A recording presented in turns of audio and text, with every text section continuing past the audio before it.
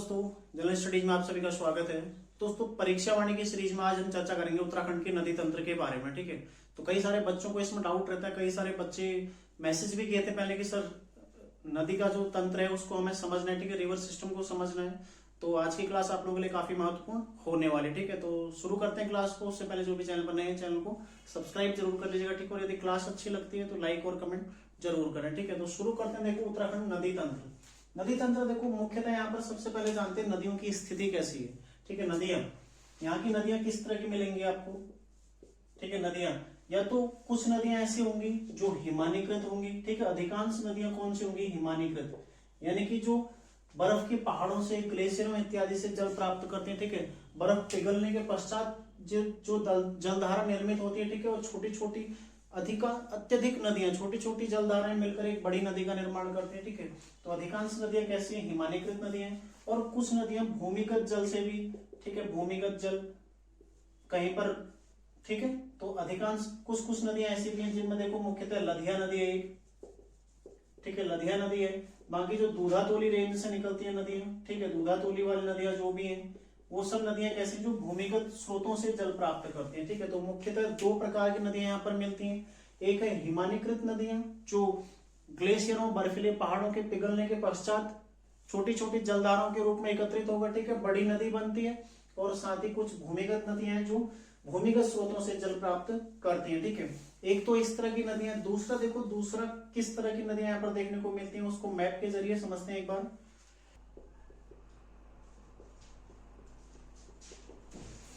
तो देखो इस तरह से समझते हैं हल्का सा। ठीक है, ये सब उच्च हिमालयी क्षेत्र है जहां पर बर्फीले पहाड़ हमें देखने को मिलते हैं। ठीक है, ये सब क्या है, उच्च हिमालयी क्षेत्र है।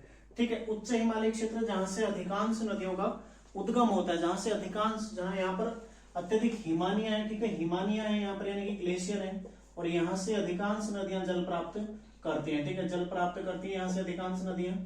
तो किस तरह से देखो, अधिकांश नदियां, उत्तराखंड की नदियां बहती कैसे, यहाँ से काली नदी निकली। ठीक है, यहाँ से निकली और देखो बॉर्डर बनाते हुए इस तरह से। ठीक है, यहाँ से नेपाल में प्रवेश कर जाती है चंपावत के टनकपुर से। ठीक है, देखो अलकनंदा नदी निकलती है सतोपंथ से निकल रही है। ठीक है, यहाँ से देखो कहाँ की ओर इसका प्रवाह हो रहा है, पश्चिम की ओर। ठीक है, फिर यहाँ से भागीरथी नदी आती है, देखो यहाँ से ये भी पश्चिम की ओर प्रवाह है इसका, और लास्ट में गंगा नदी बन जाते हैं। ठीक है, गंगा नदी बनने के उपरांत हरिद्वार में प्रवेश करते हैं। ठीक है, मतलब पौड़ी, टिहरी होते हुए, ऋषिकेश होते हुए हरिद्वार में। अब देखो दूसरा नदी यहाँ पर टॉन्स नदी आती है, तो टॉन्स नदी भी लगभग इस बॉर्डर को बनाते हुए आती है। ठीक है, यहाँ से यमुना नदी, इस तरह से यमुना नदी आ रही है, देखो डाकपत्थर कालसी में दोनों नदियां मिल जाती हैं। ठीक है, तो इसमें आपको एक चीज दिखाई दे रही होगी, मैं बड़ी बड़ी नदियां यहाँ पर इसलिए दर्शा रहा हूं ताकि आपको एक छोटी सी चीज में समझा सकूं। देखो ये सारी नदियां किस ओर, इनका प्रवाह किस ओर हो रहा है, प्रवाह या तो दक्षिण की ओर हो रहा है सीधा। ठीक है, या तो दक्षिण हो रहा है या फिर दक्षिण पश्चिम की ओर हो रहा है। ठीक है, दक्षिण पश्चिम दोनों और इनका प्रवाह हमें दिख रहा है। देखो या तो दक्षिण की ओर हो रहा है, सीधा हो जा रहा है, या फिर हल्का सा पश्चिम की ओर।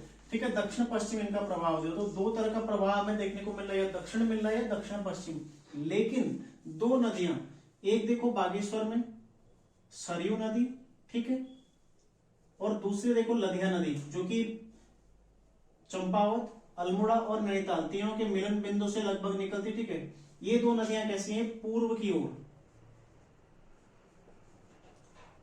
ओर प्रवाह है इनका। ठीक है, प्रवाह, या फिर कहीं कहीं पर आपको उत्तर पूर्व भी देखने को मिल सकता है। ठीक है, तो दो नदियां ऐसी हैं जिनका प्रवाह क्या पूर्व की ओर है, लेकिन अधिकांश, अत्यधिक क्या सभी नदियां लगभग कैसी हैं जिनका प्रवाह या तो सीधा दक्षिण की ओर है या फिर दक्षिण पश्चिम की ओर है। ठीक है, केवल दो नदियां जो पूर्व की ओर जा रही है। ठीक है, इसमें एक सरयू नदी और दूसरी कौन सी है, लधिया नदी।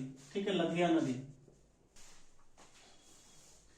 ठीक है, तो क्वेश्चन आप लोगों के समझ में आ गया होगा कि अधिकांश नदियां कैसी हैं जो या तो दक्षिण की ओर प्रवाह हो रही है। ठीक है, प्रवाहित हो रही है, या फिर पश्चिम की ओर, दक्षिण पश्चिम की ओर प्रवाहित हो रही है। लेकिन दो नदियां ऐसी हैं, सरयू और लधिया, दोनों किसकी, काली की सहायक नदियां। ठीक है, दोनों काली के अलग अलग स्थान पर मिलती हैं, दोनों काली की सहायक नदियां हैं। और किस तरह के, देखो पूर्व की ओर इनका प्रभाव हो रहा है, या तो पूर्व की ओर या फिर इसको हम दक्षिण पूर्व कह सकते हैं। ठीक है, दक्षिण पूर्व यहाँ प्रवाह इसका हो रहा है। ठीक है, तो इस तरह से आपने ध्यान रखना है, दो नदियां। क्वेश्चन बनेगा निम्न में से कौन सी नदी, उत्तराखंड की कौन सी नदी पश्चिम की ओर प्रवाह पथ नहीं बनाती है। ठीक है, तो ये दो पूर्व की ओर बना रही है, बाकी लगभग सारी नदियां पश्चिम की ओर अपना प्रवाह पथ बनाती है। ठीक है, तो इस तरह से आप लोग इसको ध्यान रखिएगा। अब देखते हैं आगे, देखो नदी तंत्र, उत्तराखंड का नदी तंत्र। देखो उत्तराखंड में मुख्यतः 3 नदी तंत्र आपको दिखाई देंगे। ठीक है, कौन कौन से नदी तंत्र है? देखो सबसे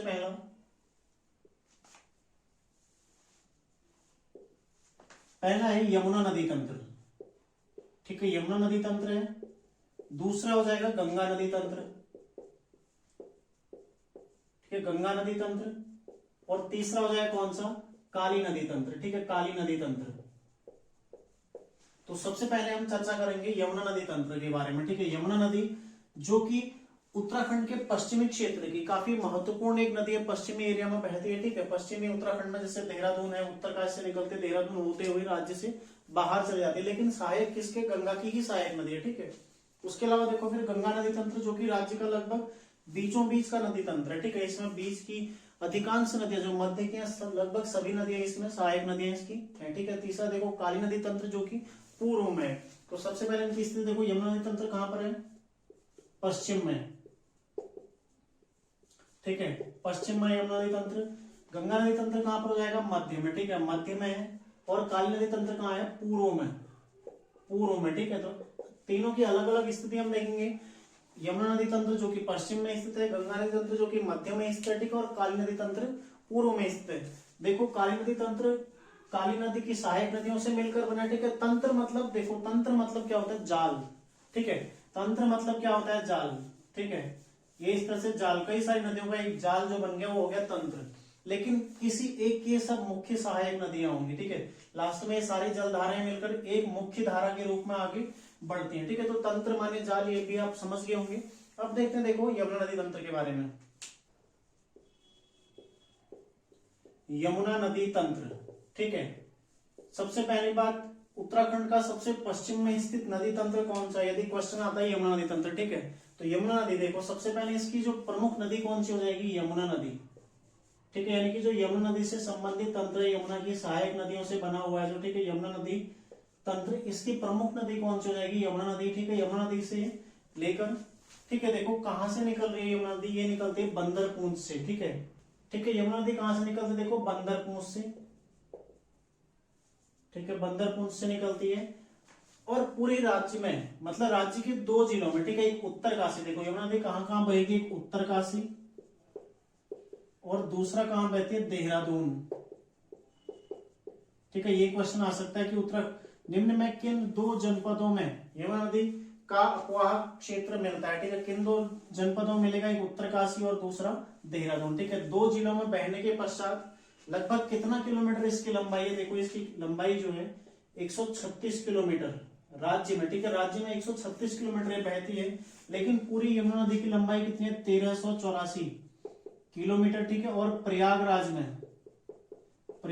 में गंगा से इसके संगम होता है। ठीक है, गंगा से मिलन होता है। ठीक है, ध्यान रखिएगा, ये महत्वपूर्ण बिंदु। ठीक है, गंगा की ही सहायक नदी है, प्रयागराज में गंगा से मिलन होता है।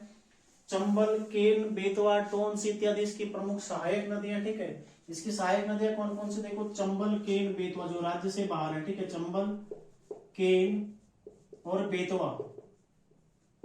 ठीक है, और साथ ही जो दिल्ली, आगरा सब किसके किनारे हैं?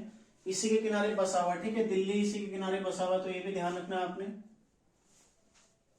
अब देखते देखो इसकी प्रमुख सहायक नदी राज्य में कौन सी है? तो राज्य में इसकी लंबाई है 136 किलोमीटर यमुना नदी की लंबाई। ठीक है, तो इसकी प्रमुख सहायक नदी कौन सी है? टोंस इसकी सहायक नदी है। ठीक है, टोंस इसकी सहायक नदी है राज्य में, टोंस नदी। ठीक है, देखो टोंस नदी कहां से निकलती है? 2 शाखाओं के रूप में निकलती है। एक है इसकी सुपिन शाखा। ठीक है, सुपिन शाखा। दूसरे देखो रूपिन शाखा। ठीक है, रूपिन शाखा। दोनों एक रूप में कहां पर मिलते? देखो नेटवाड़। ठीक है, नेटवाड़ उत्तरकाशी में दोनों एक हो जाती हैं। ठीक है, इनका संगम होता है, उसके पश्चात टोंस के नाम से, ठीक है, टोंस के नाम से ये नदी आगे बढ़ती है। और कहां पर? कालसी में। ठीक है, कालसी डाकपत्र के समीप यमुना नदी में टोंस नदी का संगम हो जाता है। ठीक है, ध्यान रखिएगा, देखो टोंस 2 शाखाओं में निकल रही है। एक है रूपिन शाखा, ठीक है, जो कि कहां से निकलती है? नदी कहां से निकलती है? देखो स्वर्गारोहिणी ग्लेशियर से। ठीक है, स्वर्गारोहिणी ग्लेशियर, स्वर्गारोहिणी से। ठीक है, और रूपिन नदी कहां से आती है? ये आती है हिमाचल की डोडरा क्वार। ठीक है, डोडरा क्वार से आती है रूपिन। रूपिन नदी और सुपिन नदी स्वर्गारोहिणी ग्लेशियर से आते हैं, ठीक है। ये दोनों नेटवाड़ में आपस में मिल जाती हैं और टॉन्स का निर्माण करते हैं, ठीक है। टॉन्स नदी यहाँ से आगे बहती है और डाक पत्थर के समीप, ठीक है, कहां पर, डाक पत्थर के समीप यमुना नदी में ये मिल जाती है। देखो यमुना नदी में किस ओर से मिल रही है, दाएं ओर से, ठीक है। यमुना में दाएं ओर से, यमुना में, ठीक है, दाएं ओर से मिलती है, दाएं ओर से मिलती है, ठीक है। ये आपने ध्यान रखना है। और इसके अलावा यमुना की एक और सहायक नदी कौन सी है, आसन नदी, ठीक है। एक आसन नदी है जो कि यमुना की और सहायक नदी है, आसन, ठीक है। आसन नदी भी यमुना की सहायक नदी, जिसमें आसन बैराज बना हुआ। आसन बैराज कब बना था, 1967 में बना था, ठीक है। ये भी आप लोग ध्यान रखिएगा। देखो यमुना की टोटल सहायक नदियां मुख्य तौर पर एक नदी है, कौन सी, टॉन्स नदी, आसन नदी, ठीक है। इसके अलावा देखो एक उत्तरकाशी में एक और नदी इसमें मिलती है, कौन सी, कमल नदी, ठीक है। कमल नदी या कमल गाड़ भी इसको बोलते हैं, ठीक है। कमल नदी इसकी एक और महत्वपूर्ण सहायक नदी, ठीक है। तो पुरोला इसी के किनारे स्थित है, कमल नदी के किनारे, ठीक है। ये भी आप लोगों ने ध्यान रखना। देखो यमुना नदी जो कि बंदरपुर से निकलते, ठीक है, इसकी प्रमुख सहायक नदियों में कमल नदी जो कि उत्तरकाशी में ही मिल जाती है, ठीक है, पुरोला के समीप। पुरोला इसी के किनारे स्थित है, कमल नदी के किनारे। उसके पश्चात देखो इसमें कालसी डाक पत्थर में कौन सी, टॉन्स नदी मिलती है, जो कि दो शाखाओं में निकलती है, ठीक है। रूपिन शाखा, एक सुफिन शाखा, ठीक है। रूपिन शाखा कहां से निकल रही है, डोडरा कुआर हिमाचल प्रदेश से, ठीक है, हिमाचल प्रदेश में है। और सुफिन शाखा कहां से निकले, देखो स्वर्गारोहिणी जो कि उत्तरकाशी में, ठीक है, वहां से नेटवाड़ में दोनों मिलते हैं और उसके पश्चात टॉन्स नाम से आगे बढ़ते हुए यमुना में मिल जाते हैं, ठीक है। इसके पश्चात देखो आसन नदी मिलती है यमुना नदी में। तो ये कुछ इसकी प्रमुख सहायक नदियां, अन्य भी इसकी कई सारी सहायक नदियां, वो भी मैं आपको बताता हूँ लिख के इसमें। देखो आसन नदी कहां पर मिलती है, मिलती है रामपुर मंडी के पास, ठीक है। रामपुर मंडी के पास मिलती है आसन नदी, ये आप लोग ध्यान रखिएगा, रामपुर मंडी के समीप मिलते हैं, ठीक है। और इसके पश्चात धालीपुर से, ठीक है, धालीपुर या धालीपुर से राज्य से बाहर हो जाती है, ठीक है। राज्य से बाहर कौन सी नदी, यमुना नदी। तो देखो कुल यदि लंबाई की चर्चा करें, यमुना की लंबाई कितनी है राज्य में यमुना की लंबाई कितनी है, 136, ठीक है। टॉन्स की लंबाई कितनी है, देखो टॉन्स की लंबाई 148 किलोमीटर, ठीक है। तो राज्य में टॉन्स की लंबाई, मतलब टॉन्स की कुल लंबाई कितनी, 148 किलोमीटर। यमुना की लंबाई कितनी है राज्य में, ध्यान रखिएगा आप लोग, 136 किलोमीटर, ठीक है। और पूरे भारत में यदि यमुना की लंबाई देखी जाए कितनी है, 1384 किलोमीटर। तो यमुना नदी में इससे बाहर आपका कोई भी क्वेश्चन नहीं आने वाला, ठीक है। तो ये क्वेश्चन आपने देखो ये कहां पर किस जिले में आपको मिलेगा, एक देहरादून जिला और एक उत्तरकाशी जिला, ठीक है। इन दो नदियों का एक प्रमुख नदी तंत्र है, पश्चिमी देहरादून और उत्तरकाशी का पश्चिमी एरिया, ठीक है। क्योंकि उत्तरकाशी से ही भागीरथी नदी भी निकलती है, तो उसको हम अभी पूर्वी उत्तरकाशी वाले में चर्चा करेंगे, ठीक है। पश्चिमी उत्तरकाशी का जो प्रमुख एरिया है, ठीक है, देखो इसमें यमुना नदी, टॉन्स नदी, कमल नदी, आसन नदी और, ठीक है, ये सारी नदियां यहाँ पर देहरादून और उत्तरकाशी में आपको पश्चिमी देहरादून और पश्चिमी उत्तरकाशी में देखने को मिलेंगे, ठीक है। यमुना की अन्य सहायक नदियां देखो,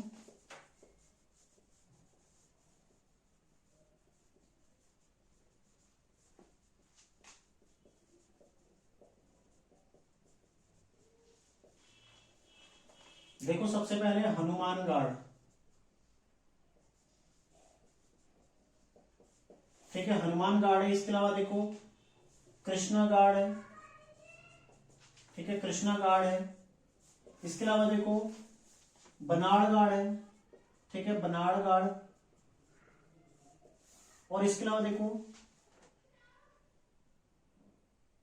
बर्नीगढ़, ठीक है, बर्नीगढ़, एक और है भद्रीगढ़, ठीक है, भद्रीगढ़।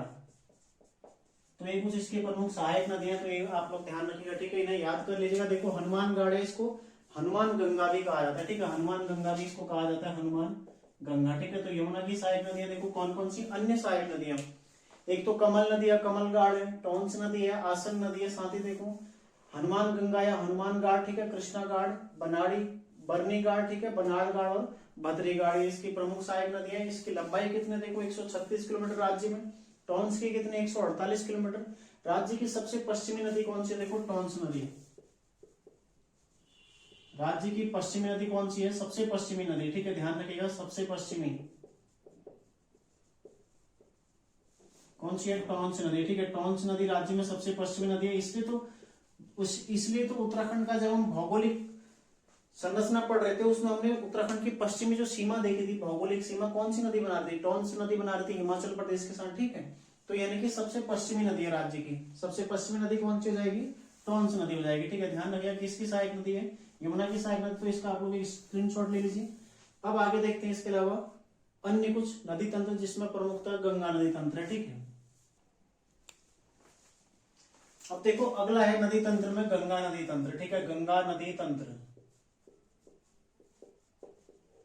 राज्य का सबसे महत्वपूर्ण नदी तंत्र है गंगा नदी तंत्र। ठीक है, और इसमें लगभग 70-80% राज्य की नदियां इसमें आती हैं। ठीक है, राज्य में टोटल जो नदियां हैं उसका लगभग 70% नदियां तक इसमें आ जाती है। ठीक है, देखो इसके कुछ प्रमुख उपतंत्र है गंगा नदी तंत्र के, अलग अलग नदियों से मिलकर बने। ठीक है, जिसमें सबसे पहला आता है देखो भागीरथी नदी तंत्र। ठीक है, भागीरथी नदी तंत्र आता है, भागीरथी नदी तंत्र। उसके पश्चात आता देखो अलग भागीरथी नदी उपतंत्र। ठीक है, उपतंत्र है। फिर उसके बाद आता देखो अलकनंदा नदी उपतंत्र। ठीक है, अलकनंदा नदी, अलकनंदा उपतंत्र आएगा। ठीक है, उपतंत्र। और लास्ट में कौन सा था देखो इसमें एक नयार उपतंत्र। ठीक है, नयार उपतंत्र। जब ये तीनों नदियां मिलती है, ठीक है, ये दो नदियां मिलती हैं, उसके पश्चात जब आगे बढ़ते हैं इसमें नयार नदी मिलती है। ठीक है, तो आगे बढ़ते हुए इसमें अन्य नदियां मिल जाती हैं। तो मुख्यतः देखो अलकनंदा और भागीरथी नदी के संगम के पश्चात ही, ठीक है, कौन सी नदी, गंगा नदी बनती है और आगे को बढ़ती है। ठीक है, फिर इसमें नयार उपतंत्र की नदियां मिल जाती है। और उसके पश्चात आगे देखो इसमें एक और आता है सोंग उपतंत्र। ठीक है, सोंग उपतंत्र, ये भी इसमें मिल जाता है। ठीक है, आगे चल के देहरादून में सोंग उपतंत्र। ठीक है, तो कुल देखो इसमें 4 उपतंत्र हैं। ठीक है, गंगा नदी में 4 उपतंत्र हैं। एक सोंग उपतंत्र को भी आप इसी में ले लीजिए। ठीक है, सोंग उपतंत्र। ठीक है, दून घाटी की नदी है सोंग उपतंत्र, तो इसको भी हम इसी में चर्चा करेंगे। तो इसका सबसे पहला देखो कौन सा, भागीरथी नदी उपतंत्र। तो भागीरथी नदी को लेते हैं, मतलब किस तरह से गंगा गंगा के रूप में आ रही है। ठीक है, ये जानना जरूरी है पहले हम, हालांकि इनको जोड़ के कर देंगे आपको, गंगा 96 किलोमीटर बह रही है, 2-4 इसकी सहायक नदियां, फिनिश हो जाएगा। लेकिन हाँ आपको जानना जरूरी गंगा नदी गंगा के रूप में आई कैसे, क्योंकि कई बार ये क्वेश्चन आ चुका है गंगा नदी का उद्गम कहाँ से होता है। ठीक है, देखो गंगा नदी का उद्गम जो आयोग ने माना, ठीक है, जो पहले पूर्व में जो पूछा गया उसका आंसर दिया, कहां से दिया गया, देवप्रयाग से। ठीक है, यानी कि अलकनंदा और भागीरथी के संगम के पश्चात जो नदी का निर्माण होता है वही गंगा नदी है। ठीक है, लेकिन उससे पहले गंगा नदी को भागीरथी नाम से जाना जाता है। और भागीरथी कहां से निकलती है, गोमुख से निकलती है। ठीक है, तो सबसे पहले चर्चा इसी के संबंध में करते हैं, भागीरथी नदी उपतंत्र के संबंध में हम चर्चा करते हैं। ठीक है,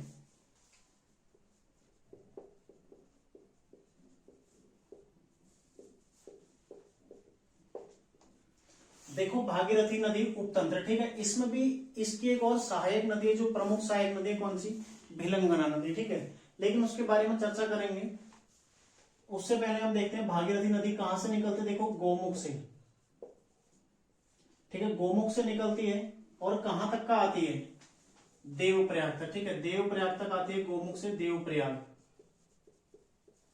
और इसकी कुल लंबाई कितनी है, देखो 205 किलोमीटर। ठीक है, 205 किलोमीटर इसकी लंबाई है।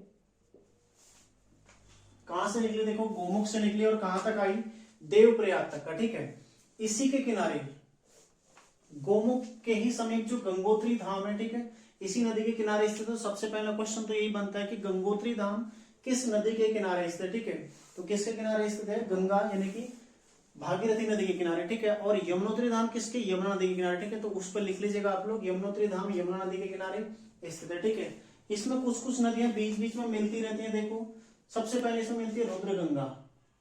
ठीक है, रुद्रगंगा यहां पर मिलती है, रुद्रगंगा। ठीक है, रुद्रगंगा मिलती है जो कि गंगोत्री के समीप मिलती है। ठीक है, उसके अलावा देखो इसमें मिलती है कौन सी नदी, जाड़ गंगा। ठीक है, जाड़ गंगा, ये इसकी सहायक नदियां। ठीक है, जाड़ गंगा मिलती है। इसके अलावा देखो इसमें कौन सी नदी मिलती है, केदार गंगा। ठीक है, केदार गंगा मिलती है। और इसके अलावा इसमें एक नदी मिलती है असी गंगा। ठीक है, असी गंगा, असी गंगा। ठीक है, तो इस तरह से इसमें नदियां मिलती हैं। और आगे चल के इसमें एक प्रमुख इसकी सहायक नदी कौन सी है, भिलंगना। ठीक है, इसमें नदी मिलती है भिलंगना नदी। ठीक है, भिलंगना नदी मिलती है जो कि इसकी प्रमुख सहायक नदी है। ठीक है, कहां पर मिलती है, देखो ये मिलती है पुरानी टिहरी में, पुरानी टिहरी। ठीक है, पुरानी टिहरी को क्या बोला जाता है, त्रिहरी। ठीक है, त्रिहरी तीर्थ या फिर गणेश प्रयाग। ठीक है, त्रिहरी तीर्थ या फिर गणेश प्रयाग इसको कहा जाता है। ठीक है, गणेश प्रयाग।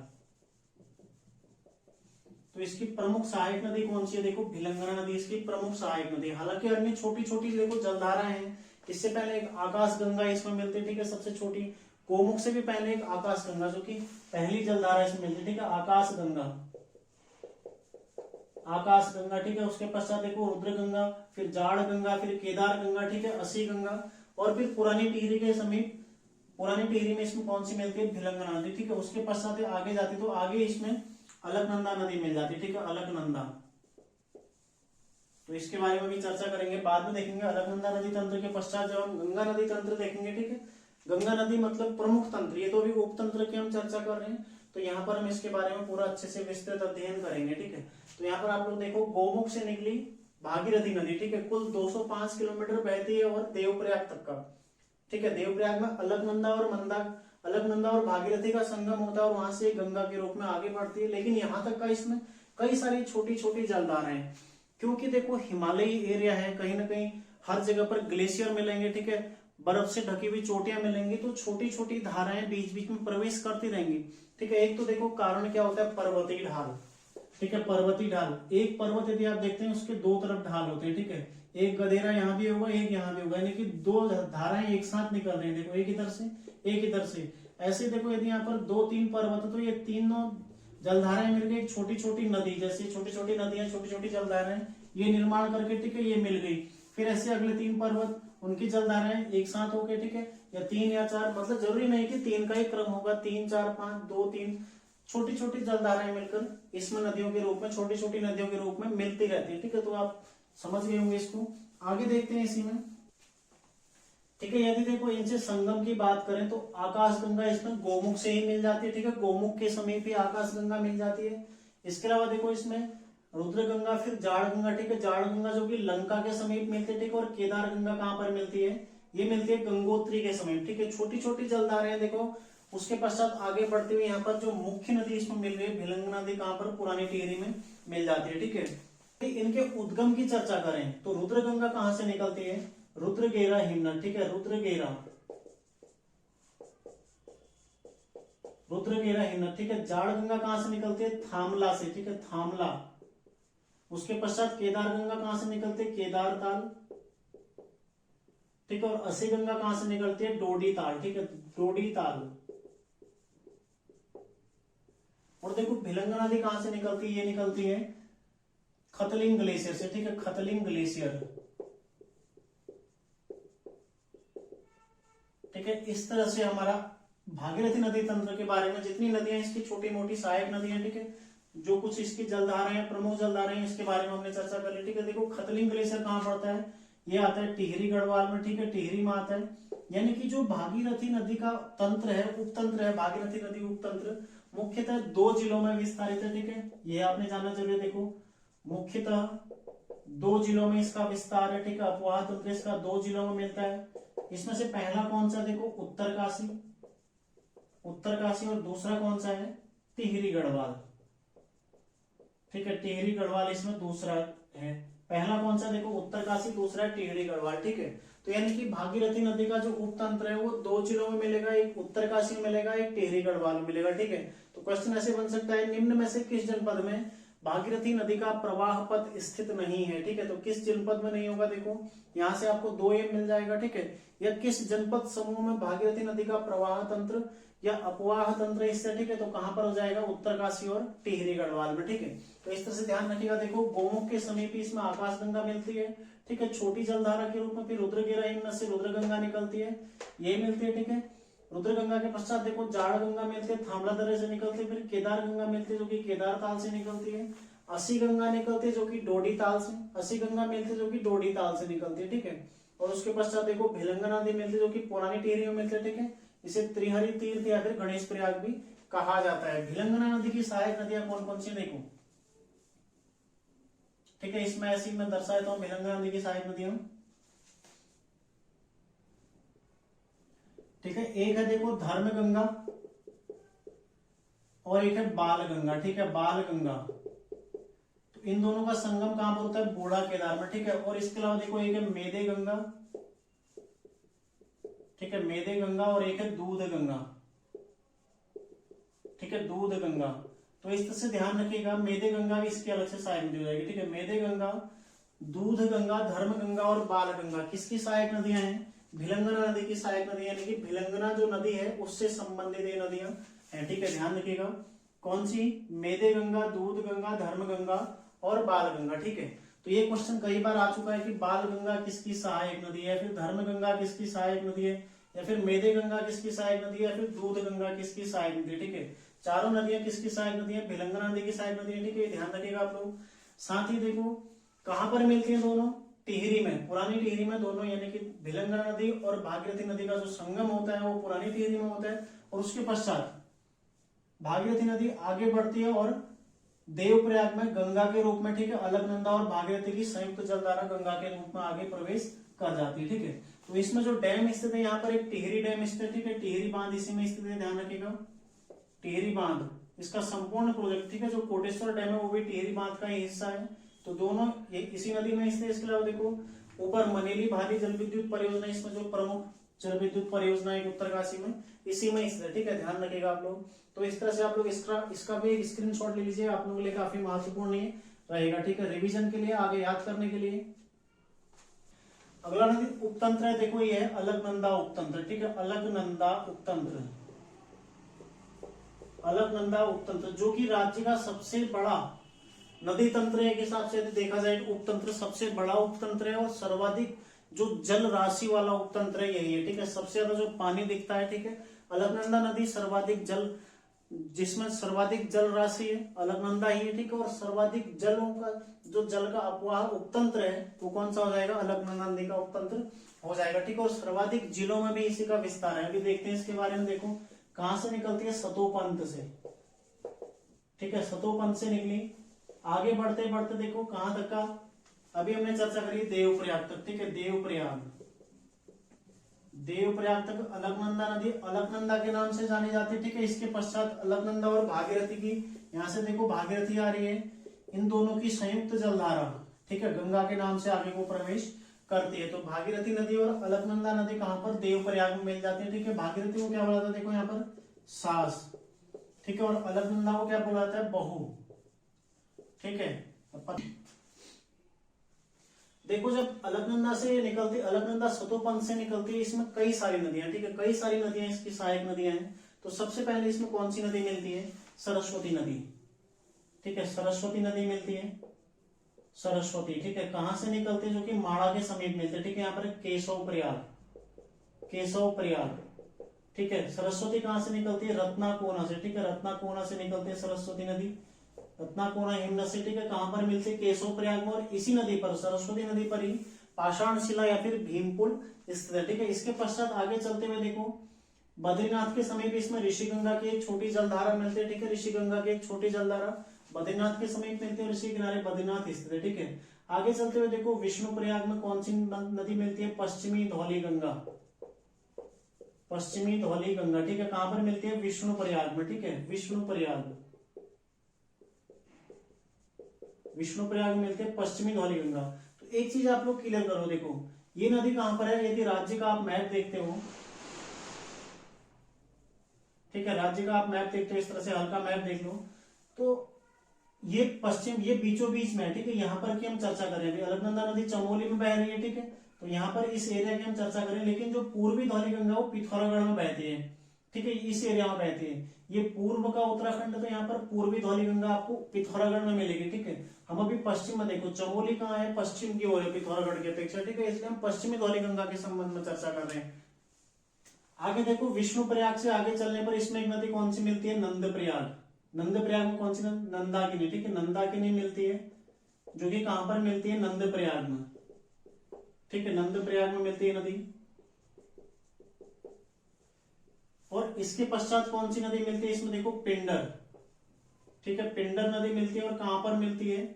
यह है कर्णप्रयाग में, ठीक है, कर्णप्रयाग में मिलती है। और काफी तेज बहाव वाली नदी है, ठीक है, बहुत ज्यादा तेज बहाव वाली नदी है। उसके पश्चात देखो इसमें कौन सी नदी मिलती है? मंदाकिनी, ठीक है, मंदाकिनी नदी मिलती है,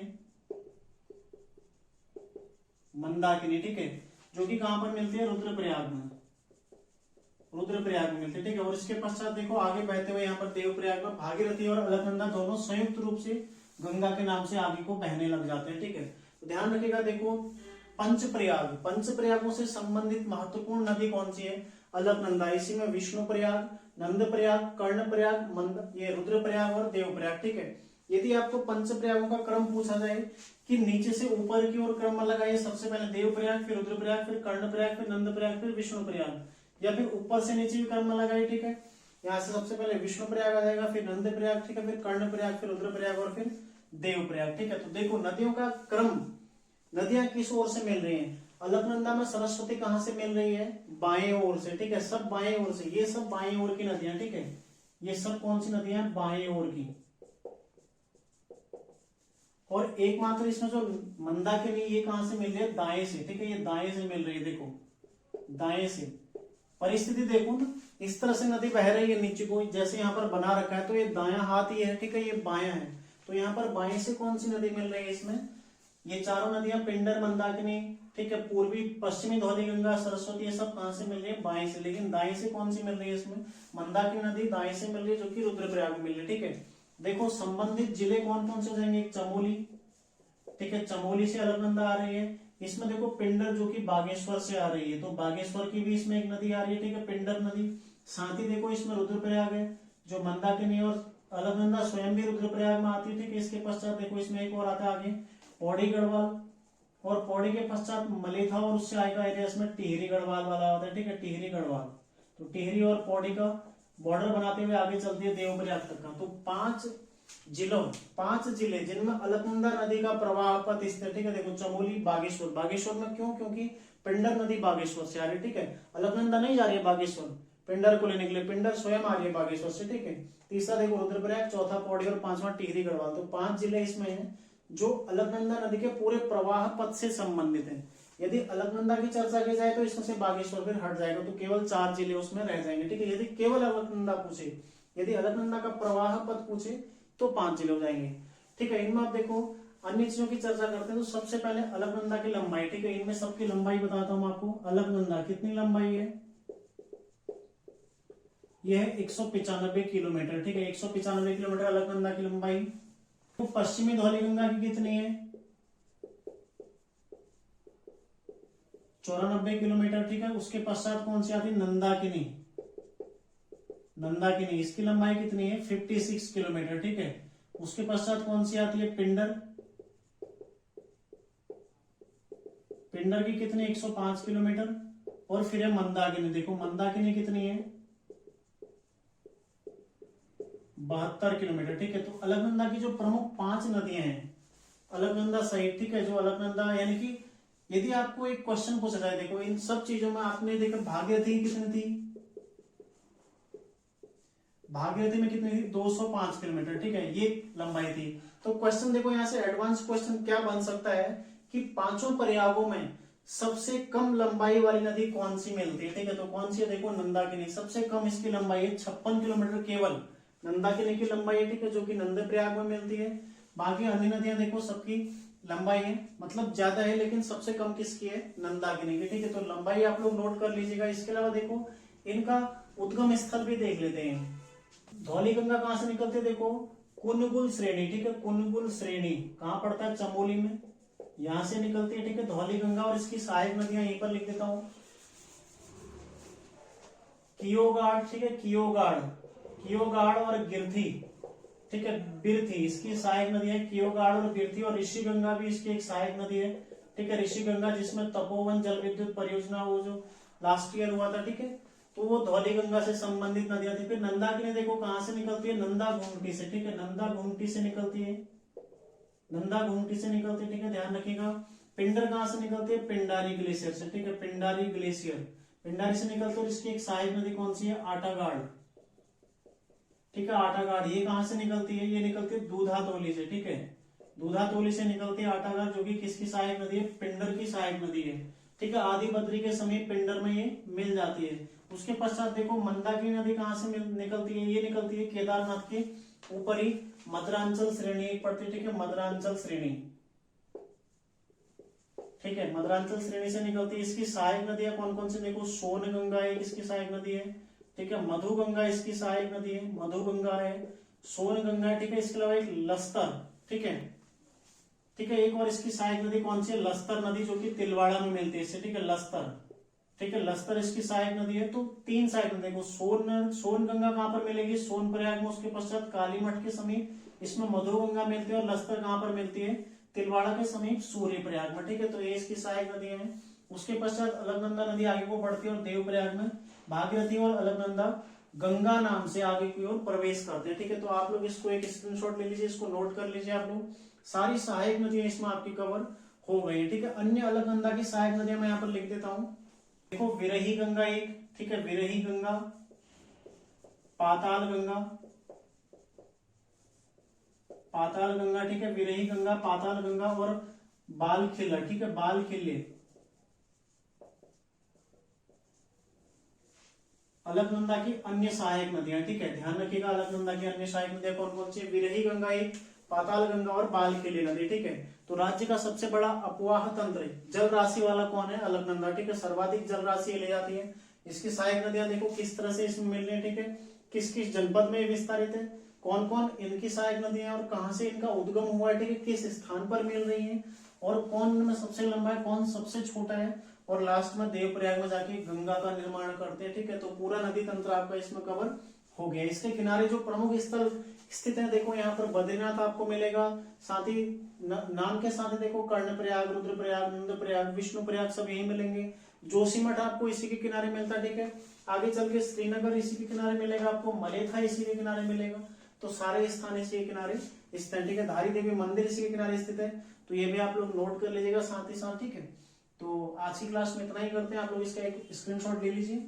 ठीक है, और इसको रिवीजन जरूर करेगा, तभी आप लोगों को याद होगा। तो यदि आप लोगों को क्लास अच्छी लगी तो लाइक शेयर कमेंट, बिल्कुल आप लोग कमेंट जरूर कीजिएगा। ठीक है, ताकि मेरा भी थोड़ा उत्साहवर्धन हो। तो मिलते हैं नेक्स्ट क्लास में, आप लोग तैयारी करते रहिए।